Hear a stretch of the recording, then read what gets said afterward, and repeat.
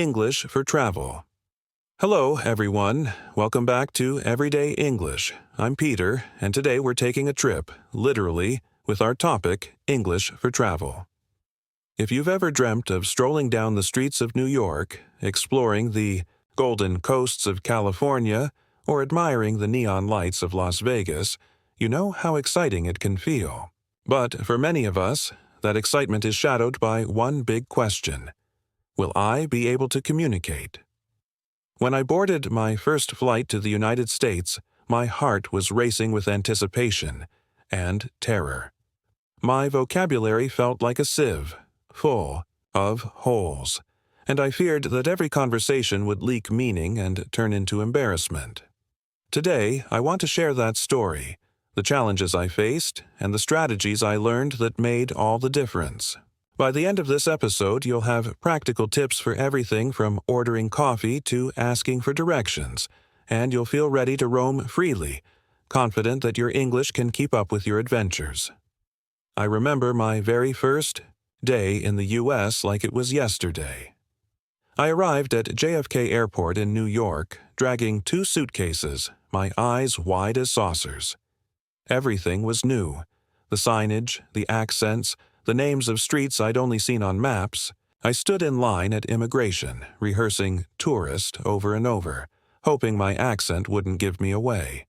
When the officer finally called me forward, I could feel my pulse in my throat. "Purpose of your visit?" he asked. My mind froze. My answer came out as a strangled, "Vacation?" He raised an eyebrow, stamped my passport, and waved me on. Relief and shame washed over me at once. I had barely managed the simplest exchange. That moment taught me how crucial it is to prepare, a handful of go-to phrases for those essential interactions. By the time I reached my hotel, my confidence had taken a nosedive. At the front desk, I tried to confirm my reservation. A friendly clerk greeted me. "Welcome. How can I help you today?" My thoughts scrambled. Was I checking in or confirming? I blurted, I have a reservation. Room. For Peter?" She smiled and asked for my name and ID. I handed over my passport and she said, "Mr. Smith, we have you for 5 nights. Here's your key card." I nodded vigorously, too flustered to ask about breakfast hours or gym access. That entire night, I lay awake, vowing to improve my travel English before tomorrow's sightseeing tour. If you've ever been in those shoes, excited yet terrified of not being understood, these next tips are for you. First and foremost, memorize the absolute essentials. I recommend starting with these categories: greetings and introductions, basic questions and answers, directions, food and dining, emergencies, and transportation. Let's break each of those down. Imagine you're stepping off the plane into the arrivals hall. You'll need simple greetings and introductory phrases. Hello, good morning, good afternoon, excuse me, please, and thank you. Practice these until they roll off your tongue naturally. Then add, "Could you help me?" and "I'm sorry, I don't understand." These will be your safety net. When you say, "Could you help me find the baggage claim?" or "I'm sorry, I don't understand that. Could you say it again more slowly?" You buy yourself precious seconds to process the response. Next, basic questions and answers. These are the building blocks of every conversation. Phrases like, "My name is," "I am from," "I am here on vacation business," "How much is this?" and "Where is?" will be invaluable. On my trip, I had to ask, "Where is the subway station?" more times than I care to admit. Each time I practiced it, my confidence grew. I found that writing these questions on small index cards and carrying them in my pocket or phone case gave me extra reassurance. You might laugh at how simple it sounds, but when you're standing in a foreign airport terminal, reading that card and asking in a clear voice can feel like a lifesaver. Directions can be daunting because maps and street names vary wildly. Learn phrases such as left, right, straight ahead, at the corner, across the street. Next to, and between. Combine them. Excuse me, can you tell me how to get to the Central Park? Should I go straight ahead or turn right at the next corner? Practice this dialogue with a friend or in front of a mirror and try to visualize the route as you speak. On my second day, I confidently asked a passerby, "Could you please tell me how to get to Times Square? Do I go straight and then turn right?" His clear instructions led me there in minutes, and that success gave me a rush. When it comes to food and dining, menus can be confusing, with ingredients you've never heard of. Start with, "I would like," "Can I have?" "What is this?" and "Is it spicy?" Practice ordering. "I would like a small coffee with milk." "Can I have the chicken sandwich, please?" As soon as I learned these, my morning coffee runs became a highlight of my trip instead of a stress test. And if you're vegetarian or have dietary restrictions, learn to say, "I don't eat meat. Is this vegetarian?" Or, "Does this contain nuts, dairy?" These questions will not only help you enjoy local cuisine, but also avoid any unappetizing surprises. Even more importantly, have at your fingertips some phrases for emergencies. "I need help," "Call the police," "Call an ambulance," "Where is the hospital?" and "I am lost." No one wants to think about worst-case scenarios, but knowing these few critical sentences can make all the difference in a crisis. On that same trip, a friend of mine got separated from her group. She calmly asked a security guard, "Excuse me, I'm lost. Could you tell me how to find my hotel?" That simple question reunited her with us in under 10 minutes. Finally, transportation. You'll encounter buses, subways, taxis, and ride-sharing. Learn to ask, "How much is a ticket?" "Where do I buy a ticket?" "Which subway line goes to?" Or, "Could you call me a taxi, please?"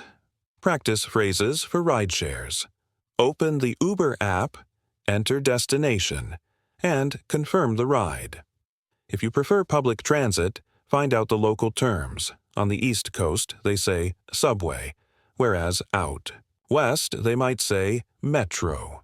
When I first landed in San Francisco, I frantically asked for the metro, and the clerk kindly said, "Here we call it BART, Bay Area Rapid Transit." That little cultural note taught me the importance of researching regional vocabulary before you go. Let me share another quick story. A few days into my trip, I rented a car to drive down the Pacific Coast Highway. I was so proud of my new skills. At the rental counter, I said, "I'd like to rent a car for 3 days, please. What's the daily rate?" The agent explained insurance options and mileage limits, and although I stumbled over insurance the first time, I gathered my courage and repeated the word until I was understood. When I drove off in a shiny convertible, that 3-word "I'd like to rent" phrase felt like the key to a new level of possibility. Every redundancy I knocked out of my speech made me feel lighter and more empowered. Beyond memorizing phrases, here are a few meta-strategies that will take your travel English from good enough to nail it. First, immerse yourself in authentic audio. Watch short YouTube travel vlogs, listen to airport announcements, or tune in to local radio stations online. The murmur of native voices trains your ear to real-world accents and pacing. Second, practice shadowing. Shadowing means listening to a sentence and speaking along with it, matching the speaker's rhythm and intonation. It might feel awkward, but it supercharges your ability to mimic natural speech patterns. I still remember shadowing a 5-second "Welcome to LAX" announcement 50 times until I felt every syllable in my bones. The payoff? I could later understand even longer announcements without missing a beat. Third, carry a digital phrase book. There are many apps that let you store your own custom list of phrases and practice them with flashcards or audio. Before your trip, populate it with the categories we covered: greetings, questions, directions, dining, emergencies, and transport. Then, whenever you have a few spare minutes, on the plane, in an Uber, waiting in line, review those flashcards. Consistency is key. 10 minutes. A day is better than an hour. The night before you leave. Fourth, don't fear mistakes. The faster you speak, the more mistakes you'll make, but you'll also learn more quickly. If an accent confuses you, ask kindly, "I'm sorry, I don't understand your accent. Could you say that slowly again?" Most people are delighted to help you. During my trip, I joked that I was on a world tour of apologies. "Sorry" became my travel catchphrase, but every time I embarrassed myself, I also learned one new pronunciation correction, one new vocabulary item, or one new cultural insight, and that cumulative learning turned my shaky English into a strong foundation. Finally, embrace the adventure. Travel is as much about cultural exchange as it is about places. When you ask, "What's your favorite local dish?" or "Where do you recommend I visit?" you're not just gathering names, you're inviting stories. That's how I ended up with a homemade bowl of gumbo in New Orleans after chatting up a chef, or learning 5 new Spanish words in Miami because I asked a cab driver to tell me about his family. These unscripted moments are where language learning truly comes alive. So, as you prepare for your next journey, keep these guidelines in mind. Learn your essential phrases, immerse yourself in authentic audio, shadow native speakers, use a phrasebook app, don't fear mistakes, and seek genuine interactions. With that toolkit, you'll step off the plane with a smile, ready to both speak and listen, to share and to learn. Thank you for joining me on Everyday English today. If you found these tips helpful, please subscribe, leave a review, and share this episode with friends who plan to travel soon. I'd love to hear your own travel English stories. Tweet me, message me, or share them in our listener forum. I'm wishing you smooth skies, clear conversations, and an unforgettable trip.